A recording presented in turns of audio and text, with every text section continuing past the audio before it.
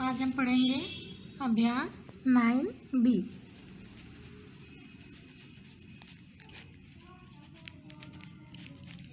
अभ्यास 9B में पहला क्वेश्चन है,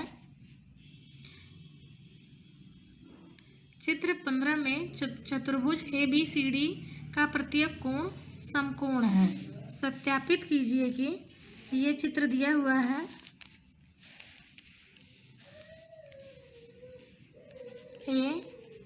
ABCD प्रत्येक कोण 90 है।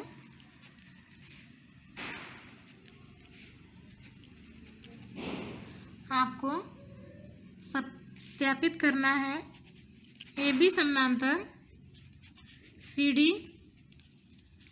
और AD समानांतर BC। देखिए, सबसे पहले तो हम एक प्रमेय लिखते हैं।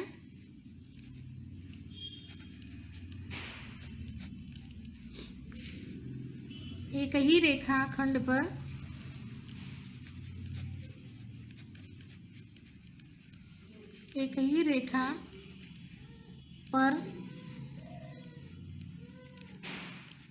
दो लंब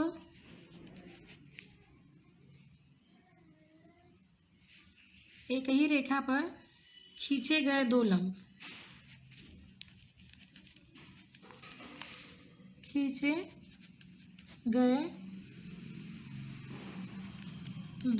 रेखा खींची गई दो लंब रेखाएं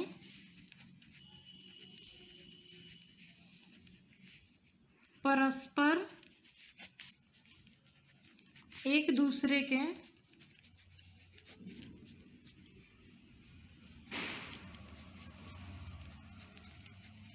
समांतर होती हैं। तो जैसे हम मान लेते हैं कि ये AD है। AD हमारी कोई रेखा है, इस पर दो लंब AB और DC खींचे गए हैं। तो DC और AB जो है एक दूसरे के समानांतर होंगे। उसी तरह मान लीजिए हमने ये AB एक रेखाखंड खींच दिया, ये हमारा एक रेखा है, इस पर हमने दो लंब BC और DA खींचा, तो ये एक दूसरे के समानांतर हो जाएंगे। ठीक है, तो आपने ये लिखा, अतः यहाँ हम लिख दे रहे हैं AB समानांतर CD और AD समानांतर BC। आपको समझ में आया ना? देखिए, एक ही रेखा पर खींची गई दो लंब रेखाएं परस्पर एक दूसरे के समांतर होती है। ये हमारा प्रमेय है। तो उसके अगर अकॉर्डिंग देखा जाए तो AB हमारा रेखाखंड हो गया, इस पर दो लंब रेखाएं, ये भी 90 है, ये भी 90 है, तो ये दो लंब रेखाएं हमारी परस्पर समांतर हो जाएंगी, AD समानांतर BC। अगर हमने AD एक रेखा खींच लिया तो हमारा कौन समानांतर हो जाएगा? AB और DC। आया समझ में? आप देखिए, क्वेश्चन नंबर 2 देखते हैं। क्वेश्चन नंबर 2 में चित्र कुछ ऐसे दिया हुआ है।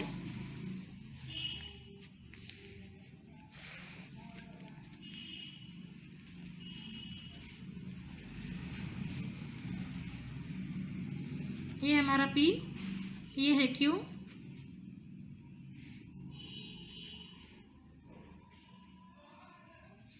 दो, एक, तीन। ठीक है, दिया है पार्श्व चित्र में दो रेखाएं यल और यम। ये है यल, ये है यम, जिसे एक तिर्यक रेखा T बिंदु P और Q पर काटती है। यदि कोण 2 और कोण 3 बराबर हों और कितने हों? 90। ये भी 90 है, ये भी 90 है। तो सत्यापित कीजिए कि यल और यम परस्पर समांतर हैं और आपको कोण 1 धन कोण 3 का मान भी बताना है। तो देखिए बच्चों, यहाँ पर भी वही अभी हमने आपको ऊपर लिखा है कि कोई रेखा हो, उस पर 2 रेखाएं अगर लंब हैं, 2 लंब खींचे जाते हैं तो वो एक दूसरे के समानांतर होंगे। तो ये रेखा यल और यम हमारी समानांतर होगी। क्यों? क्योंकि टी रेखा पर खींचे गए पी और क्यू लंब है, अतः यल समानांतर यम।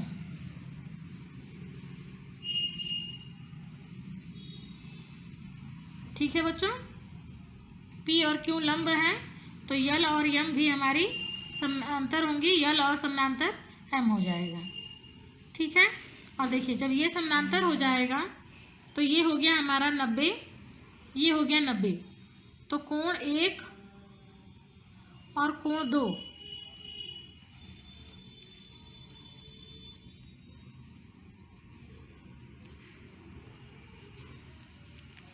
कोण 1 कितना होगा? 90।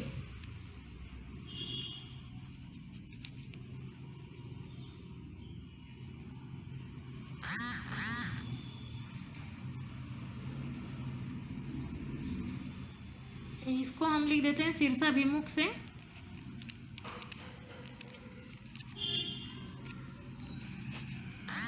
क्योंकि जो ये होगा हमारा इधर वाला, ये अगर हमारा 90 होगा, ये हमारा 90 होगा तो ये भी 90 होगा, और ये हमारा शीर्षाभिमुख से 90 हो जाएगा। और यहाँ हम रेखा युग्म भी लिख सकते हैं। शीर्षाभिमुख हम कोण पी नहीं, यहाँ वाला नहीं निकालना चाहते हैं, तो यहाँ से हम क्या निकाल देंगे? रेखा युग्म से।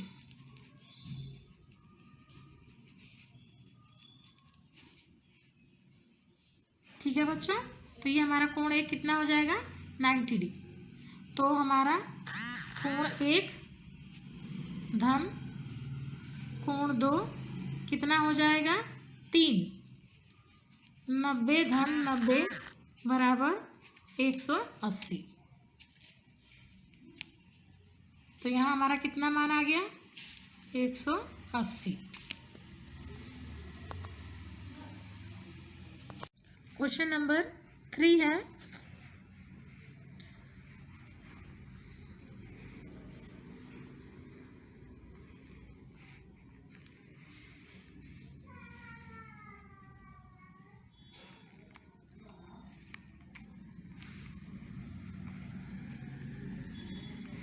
A B C, ये हमारा B है, ये C है, ये D है, ये है यल, ये है यम,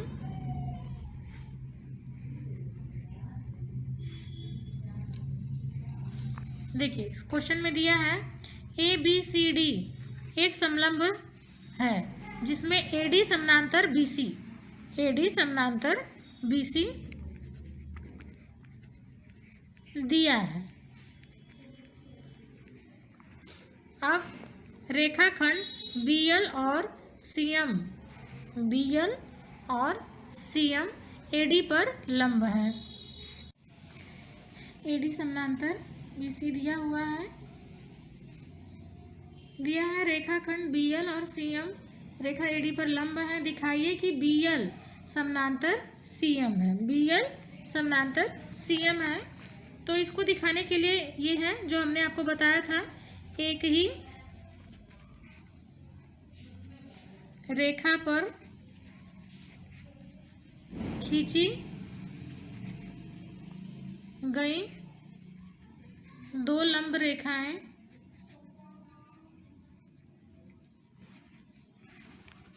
परस्पर एक दूसरे के समांतर होती हैं, अतः BL समानांतर CM।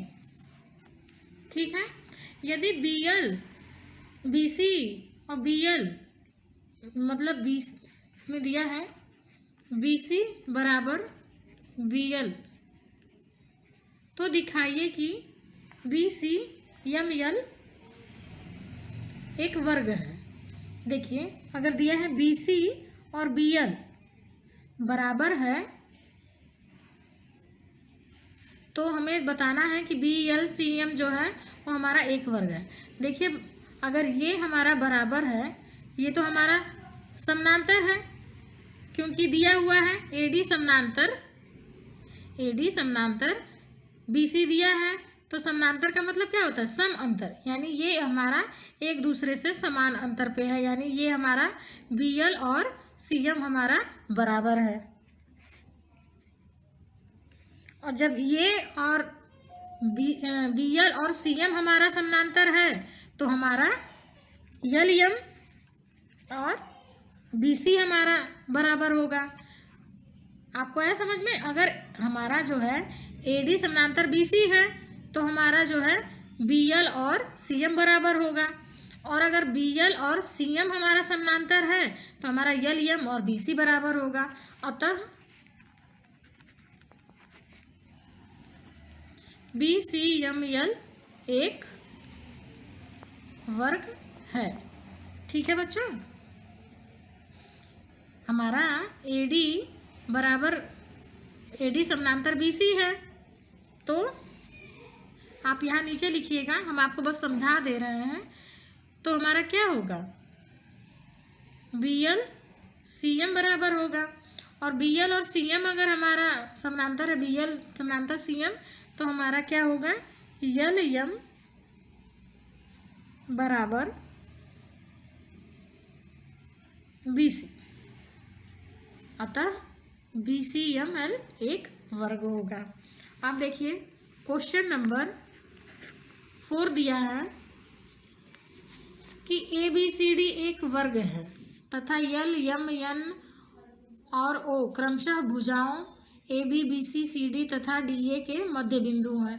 कोण तथा भुजाएं नाप कर देखिए कि आकृति LMNOA भी एक वर्ग है।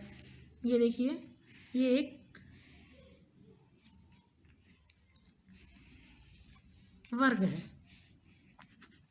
ABCD।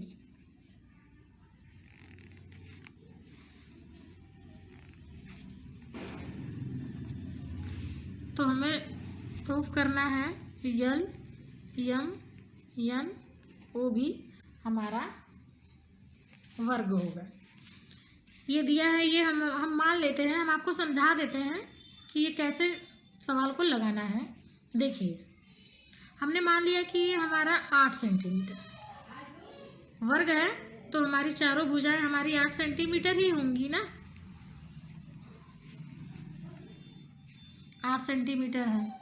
अब दिया हुआ है कि O हमारा AD का मध्य बिंदु है, तो हमारा ये कितना हो गया? 4 सेंटीमीटर। ये भुजा हमारी 4 सेंटीमीटर हो गई, हुई ना। पूरा 8 सेंटीमीटर था, तो ये हमारा आधा होगा, ये हमारा मध्य बिंदु है, तो ये भी 4 सेंटीमीटर, ये भी 4 सेंटीमीटर, ये भी 4 सेंटीमीटर, ये भी 4 सेंटीमीटर। इतना तो आ गया होगा आपको समझ में। अब देखिए, अगर ये हमारा 4 सेंटीमीटर है, ये हमारा दिया हुआ है वर्ग है, तो ये हमारा 90 अंश होगा, 90 अंश। अब देखिए, समद्विबाहु त्रिभुज, भुजाएं, दो भुजाएं बराबर हैं। ये हमारा मान लीजिए ये 4 सेंटीमीटर है, ये भी 4 सेंटीमीटर है। तो समद्विबाहु त्रिभुज में एक प्रमेय होती है कि जब भुजाएं दो बराबर होती हैं, ये हम मान लेते हैं ABC है, अगर ये हमारी भुजाएं बराबर हैं तो इनके सामने के कोण भी बराबर होते हैं। तो ये हमारा 90 अंश दिया है, तो ये दोनों अगर हमारे बराबर होंगे तो कितने हो जाएंगे? 45 अंश। त्रिभुज के अंतः कोणों का योग कितना होता है? 180। तो इसमें 90 है, तो ये कितने हो गए हमारे बराबर होंगे? तो 45। तो ये हमारे हो गए 45, ये भी 45 हो गया। ये भी 45 हो गया, ये भी 45 हो गया, ये भी 45, ये भी 45। आया बच्चों समझ में? अब देखिए ये हमारा 45 अंश हो गया। तो ये जो है ये एक रेखा है, रेखा, इस रेखा पर ये कितने अंश का कोण बनता है? 180 अंश। ये 45, ये 45, तो ये हमारा कितना हो जाएगा? 90। ये भी 90 हो गया। आप जोड़ लीजिएगा, ये हमारा इस पर एक, ये पूरा 180 अंश का बनता है। तो ये 45, ये 45, तो ये कितना हो गया? 90। तो देखिए हमारे कोण तो बराबर हो गए सारे 90। कोण हमें नापने के लिए बोला था, कोण हमने नाप लिया, हमारा कितना हो गया? 90 अंश।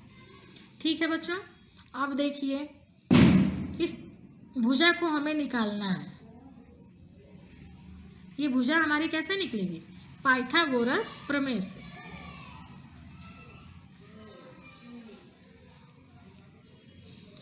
ये भुजा का वर्ग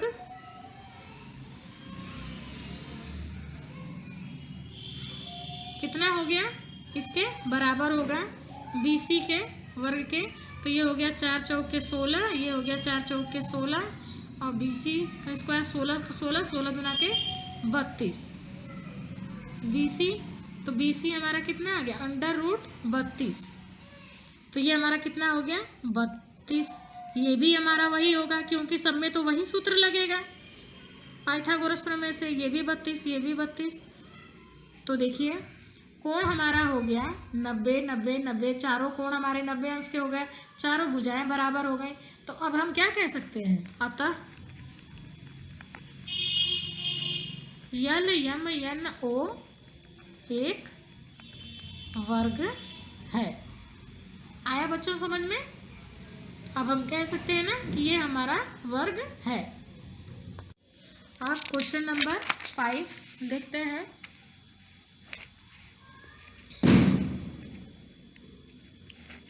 क्वेश्चन नंबर 5 है, ये एक त्रिभुज दिया हुआ है। त्रिभुज है ABC।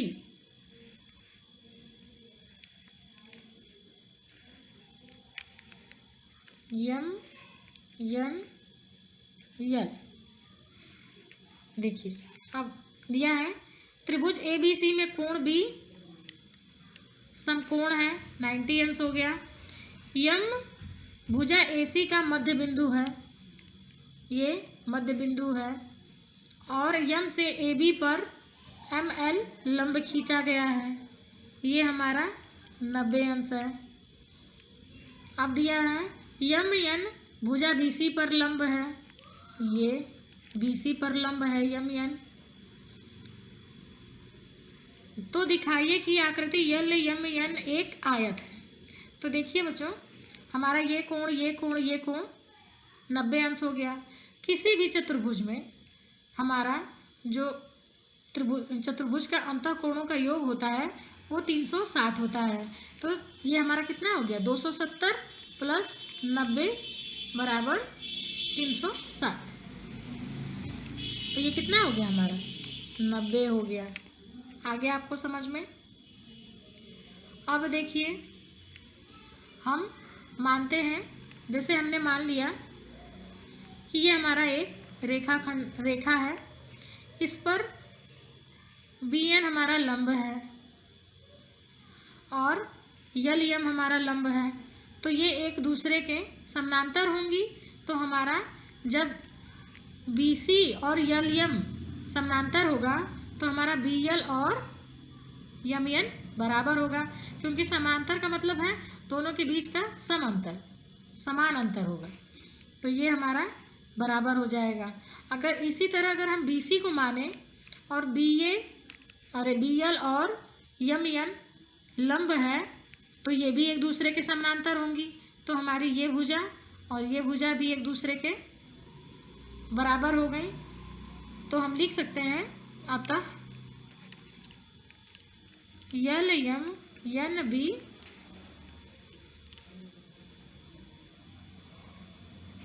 एक आयत है। आया बच्चों समझ में? अब छठा क्वेश्चन आप लोग खुद करिएगा, क्योंकि उसमें भी वही करना है कि एक ही रेखा पर खींचे गए जो है दो लंब रेखाएं, खींची गई दो लंब रेखाएं परस्पर एक दूसरे के समानांतर होती हैं। तो छठा क्वेश्चन आप खुद करिएगा, होमवर्क में है। और बाकी किसी भी क्वेश्चन में जो हमने अभी तक बताया उसमें कोई दिक्कत हो तो आप हमसे दोबारा पूछ लीजिएगा।